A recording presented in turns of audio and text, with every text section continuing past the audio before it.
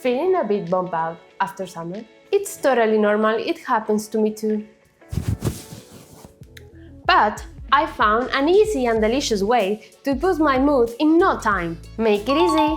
First, I make my favorite popcorn with the microwave popcorn. It's super easy. 3.5 minutes in the microwave, add the toppings, and look how good they look.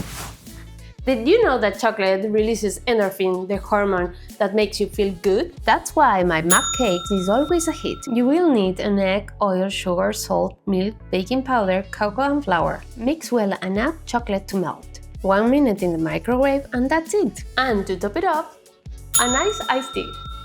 I prepare it with my calm tea ritual set, and I add this XL ice cube to keep it cold for a long time. Now all this left to do is set the table and put on your favorite movie. Enjoy! And you, how do you handle your post-summer blues?